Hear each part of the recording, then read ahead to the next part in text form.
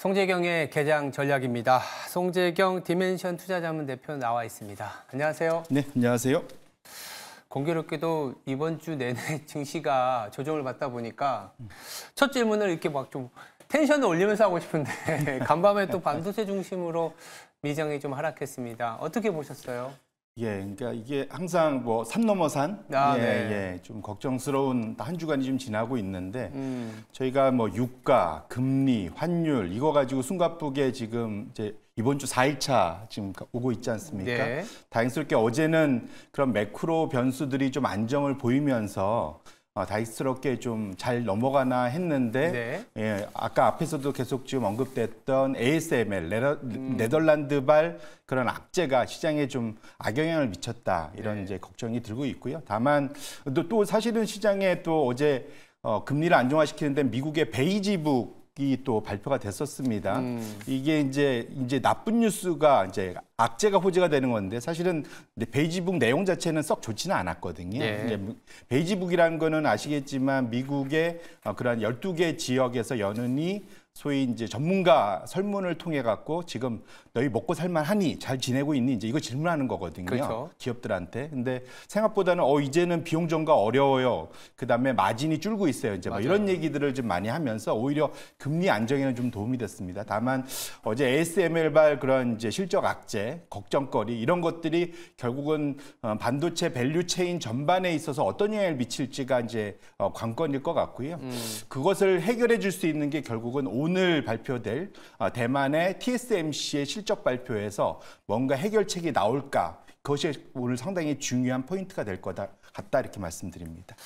그렇죠. ASML 같은 경우에는 최근에 뭐 전공정이나 이런 쪽은 사실은 좀 기대를 안 했었던 부분이고 이제 뭐 후공정이나 HBM 쪽은 TSMC가 사실 오늘 좀 잘 나와주기를 좀 기대해보고 사실 잘 나오지 않을까라는 기대도 갖고 있습니다. 사실 이제 기업단의 뉴스를 좀 챙겨봤지만 간밤에 금리가 좀 안정을 찾았던 이유 중에 하나는 뭐 반도체나 이제 HBM 쪽이야 고성장 쪽으로 가는 거지만 전체 시장에서는 이 마진이 하락하고 있다라는 뉴스가 나오면서 국채 금리가 좀 안정을 찾았거든요. 그런데 이것만 갖고는 지금 연준의 기준금리 인하 가능성을 다시 땡겨오기에는 좀 부족하다라는 얘기들이 나오고 있고 최근에 시장의 상승에 또 원동력이었던 게 금리 인하 기대감이었는데 곧바로 이제 금리 인하 기대감이 뒤로 밀리면서 주가 변동성이 나타났습니다. 이런 부분들 어떻게 우리가 대응을 해야 될지가 좀 관건인 것 같아요. 어떻게 보세요? 결국은 연초 이후에, 그러니까 작년 정확히 말하면 12월부터 파월의 피벗이라고 하죠. 돌변해서 그 소위 이제 온건파로 돌아서면서 시장의 유동성이 공급될 거다라는 기대감. 결국 그것은 연내 금리가 연초 이후에는 한 6번에서 7번 정도 금리 인하할 수 있다. 그렇죠. 라는 기대감으로 시작을 해서 실적까지 받쳐주면서 시장이 가파르게 S&P 500 기준으로는 분기에 한 10% 이상 올랐었죠. 그런데 문제는 그 기대감이 이제 엄청나게 좀 줄어들기 시작했다는 겁니다. 그래서 지금 원래는 연초에 그 연준 입장에서는 한 6번에서 7번, 사실은 22도 마찬가지입니다. 6번에서 7번의 그런 기준금리 인하 기대감이 분명히 컸었는데 그것 자체가 지금 점점 줄어들어서 저 차트가 지금 올라가는 건 별로 안 좋아요. 그래갖고 지금 연준은 이제 올해 내에 한 번에서 2번 금리 인하면 잘할 거야. 결국은 또 좀 심하게 얘기하는 분들은 연내 금리 인하 없을 수도 있다. 맞아요. 뭐 이렇게까지 얘기를 하고 있거든요. 그래서 적어도 시장을 강력하게 밀어올렸던 유동성에 대한 기대감, 연준의 그러한 그 완화책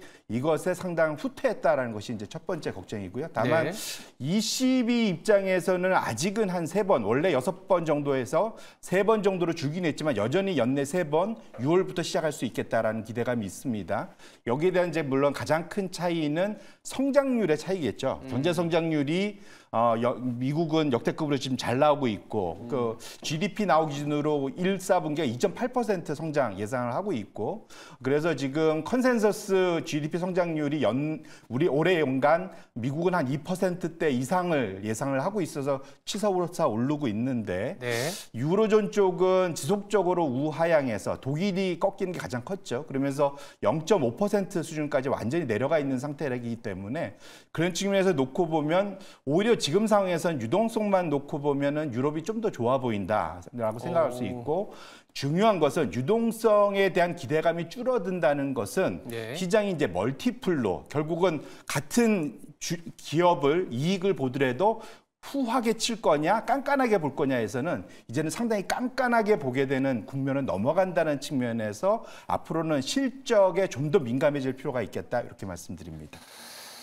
결국 이제 유동성이라는 부분들이 좀 풍부할 때는 뭐 소위 말하는 EPS보다 PER, 이게 밸류에이션을 좀 더 주면서 시장의 온기를 좀 불어일으키지만 유동성이 좀 뻑뻑해지거나 빠지게 되면 뭐 좀 깐깐하게 보는 실적에 조그만 미스 나도 최근에 보시면 ASML 같은 경우에 주가를 크게 변동성을 시켰으면 우리나라 증시에도 다분히 영향이 갈 수밖에 없는데 유동성이라는 부분들은 사실은 풍부해지면 미국을 제외한 여러 국가들의 자금이 유입이 되지만 최근에는 이제 미국의 기준금리 인하 가능성이 좀 줄어들다 보니까 달러가 강해지고 외국인들이 좀 매도를 하는 이런 유동성 얘기를 좀 하다 보니 그 최근에 좀 뭐 장표에서도 갖고 오고 오늘의 이슈가 이제 두 번째가 될 것 같은데 소위 말하는 큰 손, 자산 배분을 하는 이 연기금이라든지 이런 큰 손들의 자산 배분에서 현금 비중이 뭐 굉장히 낮은 수준으로 유지하고 있다. 그만큼 어딘가에 막 투자했다라는 얘기잖아요. 이게 또 좀 시장에는 좀 이렇게 안 좋은 뉴스다 이런 얘기들을 하시는데요. 어떻게 바라봐야 돼요?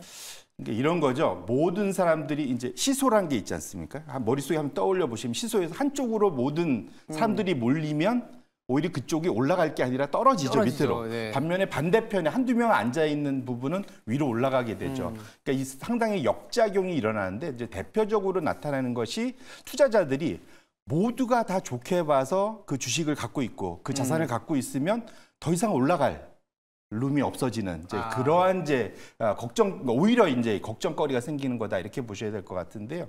제가 한 20몇 년 동안 열심히 이제 보는 것 중에 하나가 네. 뱅크 오브 아메리카. 옛날에 이제 멜린치였죠. 이제 네, 둘이 맞아요. 합정을 했는데 여기에서 전 세계 아까 말씀 주셨던 큰 손들을 상대로 대략 지금은 한 이분들이 운영하는 자산들을 다 합치면은 우리나라 돈으로 한 900조 원 정도 되더라고요. 900조 원이요? 예, 그분들 한 200여 명 이상을 상대로 매달 질문합니다. 근데 이분들은 주식만 투자하는 분들이 아니고 그렇죠. 주식, 채권, 부동산, 뭐 원자재 뭐 다 합쳐서 투자들을 하시는 분들인데 이분들 상대에서 매달 이제 물어봅니다. 그 중에 제가 이제 이번에 처음으로 소개하면서 눈여겨 본 것이 그분들이 지금 전체 포트폴리오에서 현금을 얼마나 갖고 있느냐 그 비중들을 열심히 이제 찾아가고 있거든요. 지금 99년부터 지금 이번 4월 달 발표까지가 나와 있는 건데 지금 보시면은 상당히 이제 낮은 수준으로 지난달 4.4에서 이번 달 4.2% 평균적으로 이제 그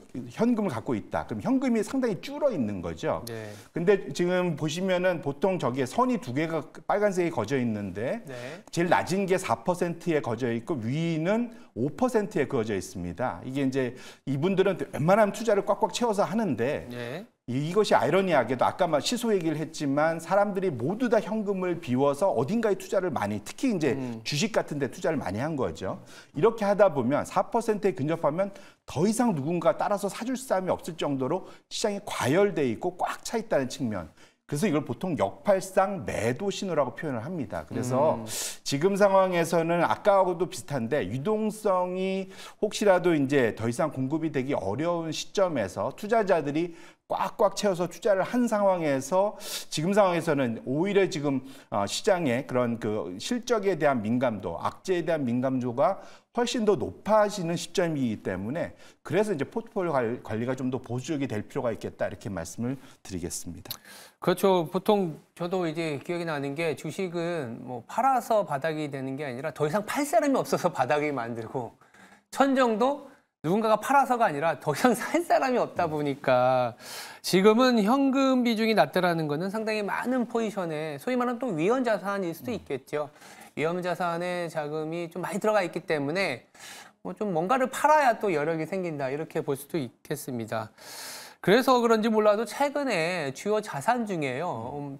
금 가격에 좀 주목을 하는 분위기도 여러 가지가 있습니다. 안전자산이기도 하고 그리고 여러 가지 측면이 있습니다. 지정학적 리스크를 반영한 것도 있고 원래는 달러가 강해지면 사실은 금이 약해졌었는데 최근에는 그렇지도 않은 것 같아요. 이 부분도 한번 저희가 짚어볼 필요가 있을 것 같습니다. 그래서 지금 항상 뭐가 되게 안 좋다라고만 지금 말씀을 일주일 내내 드리고 있는 것 같아서 그럼 대안이 뭐냐 질문했을 때 포트폴리오 관리팀에서 오로지 주식에 몇 종목에만 투자하시면 뭐 의미가 없겠지만 보통 길게 특히 은퇴 자산을 준비하시는 분이 이런 분들은 좀 포트폴리오를 다양할 필요가 있거든요. 근데 그 중에서 최근 들어서 부각되고 있는 게 금이다. 이제 말씀을 드리고 싶은데 네. 금은 전통적으로 인플레이션을 해지하는 자산으로 잘 알려져 있습니다. 결국은 인플레이션이 유발되는 건 돈이 많이 풀려서이고요. 그 돈의 대부분은 미국 달러화겠죠. 그래서 그렇죠. 결국은 달러화가 너무 많이 풀리는 거 이런 것들에 대한 그러한 그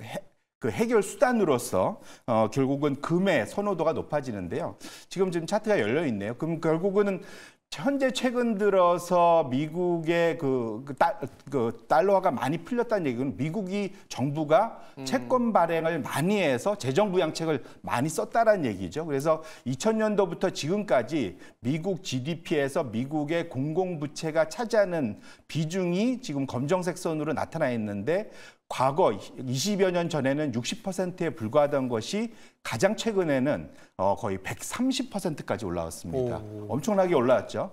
그런데 흥미로운 것은 결국은 이렇게 돈이 풀리면 풀릴수록 지금 금 가격은 똑같이 따라서 올라온다는 거죠. 시차를 두고.